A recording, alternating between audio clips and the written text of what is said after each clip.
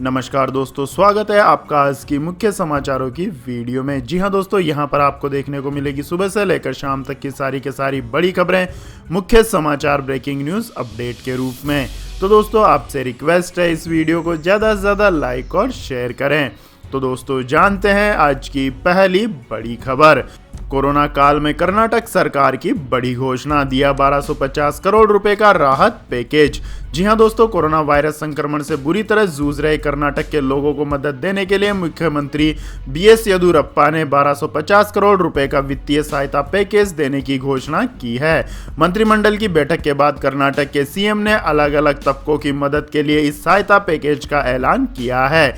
इसके तहत auto taxi driver, film line workers, footpath पर सब्जी फूल बेचने वालों आदि को सीधे नगद सहायता देने की घोषणा की। इसके साथ ही पहले टीकाकरण कराने की सुविधा देने के लिए टीचर्स, लाइनमैन, सिलेंडर डिलीवरी करने वाले फ्रंट लाइन वर्कर्स की श्रेणी में शामिल करने की बात भी कही। आपको बता दें दोस्तों, कर्नाटक सरकार ऑटो टैक्सी चालकों को 3000 रुपए की वित्तीय सहायता देगी और फूलों की खेती करने वाले किसानों को प्रति हेक्टर के हिसाब से 10,000 रुपए दिए जाएंगे। वहीं फुटपाथ पर फूल और सब्जी बेचने वाले हॉकर्स को 3,000 रुपए देगी। इसके साथ ही फिल्म लाइन वर्कर्स को भी 3,000 रुपए दिए जाएंगे। प्रधानमंत्री गरीब कल्याण योजना के तहत सभी को 5 किलोग्राम चावल भी दिए जाएंगे। असंगठित क्षेत्रों में काम करने वाले श्रमिकों को 2,000 रुपए की आर्थिक मदद मिलेगी। इसके बाद दोस्तों, रुक करते हैं अगली खबर का। पीएम नरेंद्र मोदी ने गुजरात के लिए किया 1,000 करोड़ रुपए के राहत पैकेज का ऐलान। जी हां दोस्तों, प्रधानमंत्री नरेंद्र मोदी ने चक्रवाती तूफान ताउते से बुरी तरह प्रभावित गुजरात के 3 जिलों और केंद्र शासित प्रदेश दीव में भीषण तबाही के मद्देनजर स्थिति का जायजा लिया। इसके बाद प्रधानमंत्री ने अहमदाबाद के सरदार वल्लभ भाई पटेल अंतर्राष्ट्रीय हवाई अड्डे पर गुजरात के सीएम विजय रूपाणी और राज्य प्रशासन के अन्य उच्च अधिकारियों के साथ समीक्षा बैठक की। बैठक में नुकसान के आकलन और राहत कार्य के बारे में विस्तार से चर्चा की गई। वहीं प्रधानमंत्री नरेंद्र मोदी ने बैठक के दौरान राज्य भर में चल रहे राहत कार्यों का जायजा लिया। इस दौरान पीएम नरेंद्र मोदी ने चक्रवात की तबाही से प्रभावित परिवारों के लिए वित्तीय सहायता की घोषणा की। राज्य में तत्काल राहत गतिविधियों के लिए 1,000 करोड़ रुपए केंद्र सरकार देगी। नुकसान की सीमा का आकलन करने के लिए मंत्रियों का एक दल राज्य का दौरा करेगा। केंद्र ने प्रभावित क्षेत्रों में बुनियादी ढांचे की बहाली और पुनर्निर्माण के लिए हर संभव मदद का आश्वासन दिया है। प्रधानमंत्री ने गुजरात में कोविड-19 की स्थिति का भी जायजा लिया। आपको बता दें दोस्तों, चक्रवात ताउते के दौरान जान गंवाने वालों के परिजनों को 2 लाख रुपए और घायलों के परिजनों को 50,000 रुपए दिए जाएंगे। राज्य सरकार द्वारा केंद्र को आकलन भेजने के बाद सभी प्रभावित राज्यों को तत्काल वित्तीय सहायता दी जाएगी। इसके बाद दोस्तों, रुक करते हैं अगली खबर का। कोविड-19 से रिकवरी के 3 महीने के बाद ही लगेगी वैक्सीन। नेगवेक के सुझाव को स्वास्थ्य मंत्रालय ने दी मंजूरी। जी हां दोस्तों, कोरोना वायरस से रिकवरी के 3 महीनों बाद ही वैक्सीन लगवाने की मंजूरी स्वास्थ्य मंत्रालय ने दी है। National experts group on vaccine administration for कोविड-19 की तरफ से कोरोना वैक्सीन लगाने को लेकर दिए गए सुझाव पर यह फैसला लिया गया। नए नियम के मुताबिक कोरोना से संक्रमित मरीजों के ठीक होने के 3 महीनों के बाद वैक्सीन दी जाएगी। ऐसे में वे मरीज जो वैक्सीन की पहली डोज लेने के बाद कोरोना से संक्रमित हुए हैं, उन्हें रिकवरी के 3 महीने बाद ही कोरोना की दूसरी डोज दी जाएगी। वहीं बच्चों को दूध पिला रही महिला भी अब वैक्सीन लगवा सकेंगे। नेगवेक के सुझाव पर चर्चा के बाद स्वास्थ्य मंत्रालय ने इसकी मंजूरी दे दी है। आपको बता दें दोस्तों, इसके अलावा कोरोना से संक्रमित ऐसे मरीज जिन्हें इलाज के दौरान प्लाज्मा थेरेपी दी गई थी, वह भी 3 महीने के बाद ही वैक्सीन की डोज ले सकते हैं। हालांकि किसी अन्य गंभीर बीमारी से ग्रसित मरीजों को वैक्सीन लेने के लिए 4 से 8 हफ्ते का इंतजार करना होगा।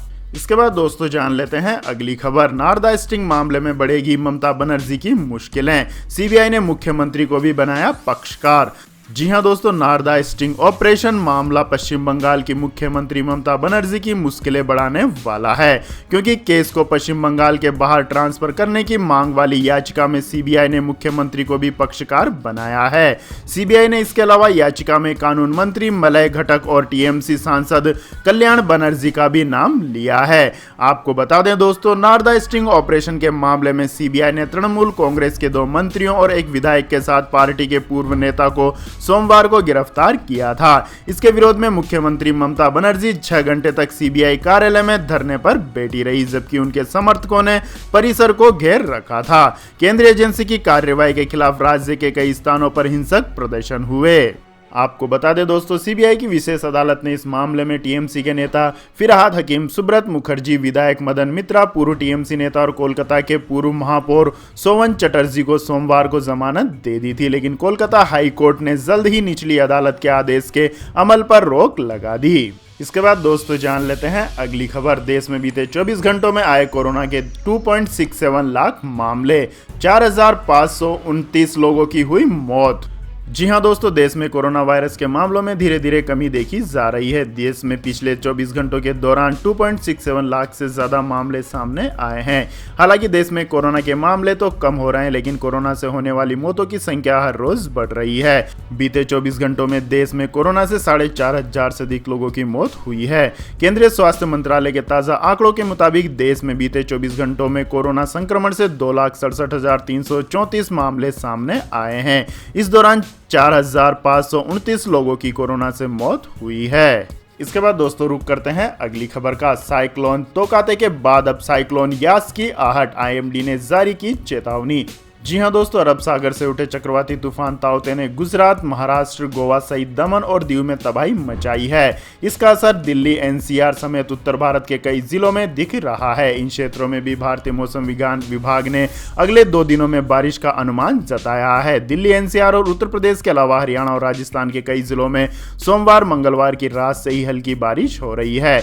इस बीच अब ताउते तूफान के थमने के संकेत मिलने लगे हैं, तो एक और चक्रवात तैयार हो रहा है। जी हां दोस्तों, अंडमान के उत्तरी भाग और पूर्वी मध्य बंगाल की खाड़ी में एक और चक्रवाती तूफान बन रहा है। 22 को लो प्रेशर और 23 को डिप्रेशन शुरू होगा। यह 24-25 मई को चक्रवाती तूफान बन जाएगा। इसका नाम यास है और यह 26 मई की शाम से उड़ीसा, पश्चिम बंगाल में बारिश शुरू हो जाएगी। इसके बाद दोस्तों जानते हैं अगली खबर। सिंगापुर की आपत्ति के बाद केजरीवाल पर भड़के विदेश मंत्री, कहा भारत की आवाज नहीं है दिल्ली के मुख्यमंत्री। जी हां दोस्तों, विदेश मंत्री एस जयशंकर ने दिल्ली के मुख्यमंत्री अरविंद केजरीवाल के बयान पर कड़ी आपत्ति जताई है और कहा है कि वे देश की आवाज नहीं है।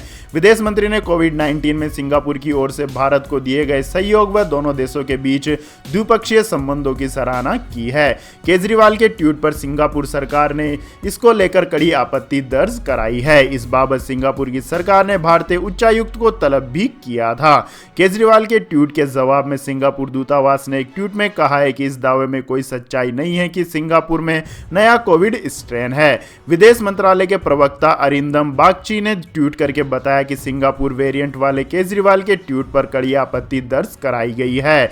सिंगापुर सरकार ने आज हमारे उच्चायुक्त को तलब किया था। उच्चायुक्त ने यह स्पष्ट किया है कि दिल्ली के मुख्यमंत्री के पास कोरोना मामले या सिविल एविएशन पॉलिसी पर कुछ भी बोलने का अधिकार नहीं है। इसके बाद दोस्तों जानते हैं अगली खबर। कांग्रेस ने टूल किट को बताया बीजेपी की जालसाजी, कहा जेपी नड्डा और संबित पात्रा को हो सकती है जेल। जी हां दोस्तों, कांग्रेस ने कथित टूल किट मामले को लेकर भाजपा पर पलटवार करते हुए कहा है कि भाजपा के फर्जी प्रबंधकों की यह जालसाजी सफल नहीं होगी। यह कोरोना महामारी के समय सरकार की विफलता से ध्यान भटकाने की कोशिश भर है। कांग्रेस पार्टी के मुख्य प्रवक्ता रणदीप सुरजेवाला ने यह दावा भी किया है कि फर्जी टूल किट तैयार करने की जालसाजी के लिए सत्तारूढ़ पार्टी बीजेपी के अध्यक्ष जेपी नड्डा, संगठन महामंत्री बीएल संतोष, केंद्रीय मंत्री स्मृति ईरानी और प्रवक्ता संबित पात्रा को जेल जाना पड़ सकता है। इसके बाद दोस्तों रुक करते हैं अगली खबर का। आरबीआई ने महाराष्ट्र के एक और बैंक पर लगाया जुर्माना, रेगुलेटरी नियमों का किया था उल्लंघन।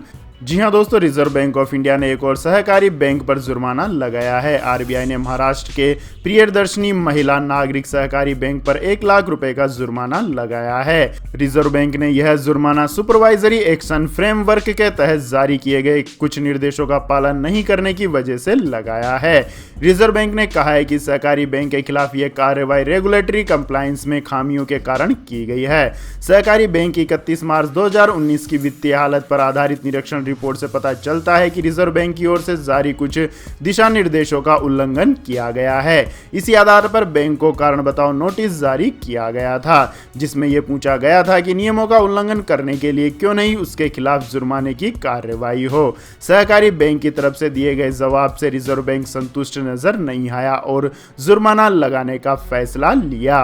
इसके बाद दोस्तों जान लेते हैं अगली बड़ी खबर। लेकिन दोस्तों अगली खबर जानने से पहले आप लोगों से गुजारिश है कि इस वीडियो में दिखाई गई खबरें अगर आपको पसंद आई हो तो इस वीडियो को लाइक करें, शेयर करें और हमारे चैनल को सब्सक्राइब करें। तो दोस्तों जानते हैं अगली बड़ी खबर। व्हाट्सएप की प्राइवेसी पॉलिसी पर केंद्र सरकार सख्त, कहा वापस लो पॉलिसी नहीं तो होगी कार्रवाई। जी हां दोस्तों, व्हाट्सएप की नई प्राइवेसी पॉलिसी को लेकर बवाल मचा हुआ है। 15 मई से यह पॉलिसी लागू हो चुकी है। व्हाट्सएप पर यह आरोप लग रहा है कि वो जबरन भारतीय यूजर से इस पॉलिसी को मंजूर करवाने की कोशिश कर रहे हैं, जबकि यूरोप में उसकी ऐसी पॉलिसी नहीं है। यह मामला अभी कोर्ट में चल रहा है। इसी बीच भारत सरकार ने व्हाट्सएप की नई प्राइवेसी पॉलिसी को लेकर कड़ा रुख अख्तियार कर लिया है। सूत्रों के हवाले से मिली खबर के मुताबिक आईटी मंत्रालय ने व्हाट्सएप को नोटिस भेजकर कहा है कि वो अपनी नई प्राइवेसी पॉलिसी को वापस ले। आईटी मंत्रालय ने व्हाट्सएप को 7 दिन के अंदर नोटिस का जवाब देने के लिए कहा है, नहीं तो कानून के मुताबिक उसके खिलाफ कार्यवाही की जाएगी। आईटी मंत्रालय ने व्हाट्सएप को 18 मई 2021 को उसकी नई प्राइवेसी पॉलिसी को लेकर एक नोटिस भेजा है। आपको बता दें दोस्तों, यूरोप में और भारत में व्हाट्सएप यूजर्स के लिए पॉलिसी अलग अलग है। भारत सरकार ने इसे भारतीय यूजर्स के साथ भेदभाव बताया है। भारत सरकार का कहना है कि व्हाट्सएप की पॉलिसी गैर जिम्मेदार ना है। व्हाट्सएप अपनी पहुंच का फायदा उठा रहा है और भारतीय यूजर्स पर गलत शर्तें थोप रहा है। वहीं व्हाट्सएप की नई प्राइवेसी पॉलिसी के खिलाफ दिल्ली हाई कोर्ट में कई याचिकाएं भी दाखिल की गई है। इसके बाद दोस्तों जान लेते हैं अगली बड़ी खबर। पाकिस्तानी सांसद के बिगड़े बोल, फिलिस्तीन और कश्मीर के लिए एटम बम गिराने से भी न चूके सरकार। जी हां दोस्तों, बेगानी शादी में अब्दुल्ला दीवाना, यह कहावत पाकिस्तान और उसके नेताओं पर बिल्कुल सटीक बैठती है। पाकिस्तान में महंगाई रिकॉर्ड तोड़ रही है, कोरोना का खौफ बरकरार है, आर्थिक बदहाली खत्म होने का नाम नहीं ले रही। इसके बावजूद उसे इजराइल और फिलिस्तीन की जंग में ज्यादा दिलचस्पी है। पाकिस्तानी सांसद मौलाना चित्राली ने तो इजराइल के खिलाफ जिहाद छेड़ने की इच्छा भी जाहिर कर डाली है। इतना ही नहीं, मौलाना ने कश्मीर को लेकर भी बयानबाजी की है। संसद में दिए अपने भाषण में मौलाना चित्राली ने कहा है कि फिलिस्तीन और कश्मीर की आज़ादी के लिए सरकार को परमाणु बम और मिसाइलों का इस्तेमाल करना चाहिए। उन्होंने आगे कहा कि हमने परमाणु बम क्या म्यूजियम में रखने के लिए बनाए हैं। अगर हम फिलिस्तीन और कश्मीर का स्वतंत्र नहीं करा सकते तो हमें मिसाइल, परमाणु बम और विशाल सेना की कोई ज़रूरत नहीं है। इसके बाद दोस्तों जान लेते हैं अगली खबर। इजराइल ने फिर किया गाजा पट्टी पर हवाई हमला, 213 लोगों की मौत, इकलौती कोरोना टेस्टिंग लैब भी हुई तबाह। जी हां दोस्तों, इजराइल और फिलिस्तीन के बीच 10 दिनों से संघर्ष जारी है और लगातार हमास की ओर से रॉकेट दागे जा रहे हैं, जिसके जवाब में इजराइल की ओर से एयर स्ट्राइक किया जा रहा है। इजराइल और फिलिस्तीन के बीच चल रही लड़ाई में आरोप प्रत्यारोप का दौर भी जारी है। हमास आरोप लगा रहा है कि इजराइल नागरिकों को निशाना बना रहा है। वहीं इजराइल ये दावा कर रहा है कि वो हमास के रॉकेट हमले की जवाबी कार्रवाई में हमास के कब्जे वाले गाजा शहर को निशाना बना रहा है। आपको बता दें दोस्तों, गाजा के स्वास्थ्य मंत्रालय की ओर से जारी बयान में कहा गया है कि इजराइल की ओर से रिहायशी इलाकों में की गई बमबारी से अब तक 213 फिलिस्तीनी नागरिकों की मौत हो चुकी है। इसमें 61 बच्चे भी शामिल हैं। इसके अलावा हमले में 1400 से ज़्यादा लोग घायल भी हुए हैं। वही इजराइल का दावा है कि हमास के रॉकेट हमले में अब तक 12 लोगों की जान जा चुकी है। इजराइल के एयर स्ट्राइक में गाजा स्थित इकलौती कोरोना वायरस टेस्टिंग लैब तबाह हो गई है और कोविड संकट के बीच मुश्किल काफ़ी बढ़ गई है। आपको बता दें दोस्तों, गाजा में कोरोना वायरस के मामले तेजी से बढ़ रहे हैं और पॉजिटिविटी रेट करीब 28% है। इसके बाद दोस्तों जान लेते हैं आज के मौसम अपडेट्स। तो दोस्तों, तोकाते तूफान और पश्चिमी विक्षोभ के कारण उत्तर भारत में अगले 2 दिन तक भारी बारिश की संभावना। जी हां दोस्तों, तोकाते तूफान और पश्चिमी विक्षोभ के चलते उत्तर भारत में अगले 2 दिन भारी बारिश की संभावना है। भारत मौसम विज्ञान ने कहा है कि हिमाचल प्रदेश, हरियाणा, चंडीगढ़ और दिल्ली, उत्तर प्रदेश के बाकी हिस्सों, पूर्वी राजस्थान और उत्तरी मध्य प्रदेश में अलग अलग स्थानों पर भारी बारिश की संभावना है। उत्तर पश्चिम भारत में भारी से बहुत भारी वर्षा और उत्तराखंड के अलग अलग स्थानों पर अत्यधिक भारी वर्षा के साथ व्यापक वर्षा गतिविधि का पूर्वानुमान है। उत्तर पश्चिमी उत्तर प्रदेश में अलग अलग स्थानों पर भारी से बहुत भारी वर्षा हो सकती है। विभाग ने कहा है कि 22 मई के आसपास उत्तरी अंडमान सागर और इससे सटे पूर्व मध्य बंगाल की खाड़ी के ऊपर निम्न दबाव का क्षेत्र बनने की संभावना है। इसके बाद दोस्तों जान लेते हैं आज के सोने और चांदी के भाव। तो दोस्तों, घरेलू सराफा बाजार में आज सोने और चांदी दोनों के ही भावों में गिरावट दर्ज की गई। HDFC सिक्योरिटीज के अनुसार राष्ट्रीय राजधानी दिल्ली में सोने के हाजिर भाव में 97 रुपए प्रति 10 ग्राम की गिरावट दर्ज की गई। इस गिरावट से सोने का भाव 47,853 रुपए प्रति 10 ग्राम पर आ गया। वैश्विक स्तर पर कीमतों में गिरावट के चलते घरेलू स्तर पर भी भाव में कमी दर्ज की गई। आपको बता दें दोस्तों, इससे पिछले सत्र में सोना 47,950 रुपए प्रति 10 ग्राम के भाव पर बंद हुआ था। वहीं बात करें चांदी की तो दोस्तों, चांदी के घरेलू भाव में भारी गिरावट दर्ज हुई है। चांदी में 1417 रुपए प्रति किलोग्राम की गिरावट दर्ज हुई। इस गिरावट से चांदी टूटकर 71,815 रुपए प्रति किलोग्राम पर आ गई है। वहीं बात करें दोस्तों पिछले सत्र की तो चांदी 73,232 रुपए प्रति किलोग्राम पर बंद हुई थी। इसके बाद दोस्तों जान लेते हैं अगली खबर। कोरोना पर चीनी वैक्सीन सिनेफॉर्म बेअसर। दुबई में 2 डोज के बाद अब बूस्टर की हो रही है तैयारी। जी हां दोस्तों, संयुक्त अरब अमीरात ने मंगलवार को घोषणा की है कि वह चीन निर्मित सिनोफार्म कोरोना वायरस रोधी वैक्सीन लगवाने वालों को उनके शुरुआती 2 खुराक के 6 महीनों के बाद बूस्टर डोज देगा। चीन की वैक्सीन लगवाने के बाद UAE औपचारिक रूप से बूस्टर डोज पेश करने वाला दुनिया का पहला देश है। संयुक्त अरब अमीरात में कुछ लोगों ने वैक्सीन लगवाई, लेकिन उनमें पर्याप्त एंटीबॉडी नहीं बनी। इन सबके बीच सऊदी अरब बूस्टर डोज देगा। चीन के शीर्ष रोग नियंत्रण अधिकारी ने पिछले महीने माना था कि उनके टीके वायरस के खिलाफ कम सुरक्षा प्रदान करते हैं, जिसके बाद चीनी वैक्सीन पर सवाल उठने लगे हैं। सिनोफार्म वैक्सीन संयुक्त अरब अमीरात के टीकाकरण अभियान का मुख्य आधार है। हालांकि बूस्टर डोज के ऐलान के बाद माना जा रहा है कि चीन की वैक्सीन बेअसर है। इसके बाद दोस्तों जान लेते हैं अगली बड़ी खबर। मोदी सरकार दे रही है 50,000 रुपए इनाम जीतने का मौका। जी हां दोस्तों, मोदी सरकार ने एक प्रतियोगिता शुरू की है जिसके जरिए आप 50,000 रुपए तक नगद इनाम जीत सकते हैं। इसके लिए आपको घर बैठे एक लोगो डिजाइन करना होगा। अगर आपका डिजाइन सेलेक्ट हो गया तो आपको 50,000 रुपए इनाम मिल जाएगा। आपको one nation one ration card scheme का लोगो तैयार करना होगा। लोगो डिजाइन करने के लिए 31 मई तक का समय दिया गया है। अगर आप डिजाइन में महारत हासिल है तो आप इनाम जीत सकते हैं। इसके लिए सबसे पहले भारत सरकार के खाद्य एवं सार्वजनिक वितरण मंत्रालय द्वारा शुरू किए गए लोगो डिजाइन कॉन्टेस्ट का हिस्सा बनना होगा। इस ऑफर के तहत आपको one nation one ration card scheme का लोगो बनाकर तैयार करना है। माईजीओवी इंडिया ने ट्वीट कर इसकी जानकारी दी। इसमें आप 31 मई 2021 तक आवेदन कर सकते हैं। इस प्रतियोगिता में जीतने वाले व्यक्ति को 50,000 रुपए इनाम के तौर पर दिए जाएंगे। इसमें प्रथम पुरस्कार जीतने वाले को 50,000 रुपए के साथ ई सर्टिफिकेट दिया जाएगा। वहीं 3 प्रतिभागियों को सांत्वना पुरस्कार दिया जाएगा। इन सभी को ई सर्टिफिकेट दिया जाएगा। इसके बाद दोस्तों जान लेते हैं अगली खबर। पेटीएम से जुड़ा नया फीचर, वॉलेट बैलेंस से भी कर सकते हैं क्रेडिट कार्ड बिल पेमेंट।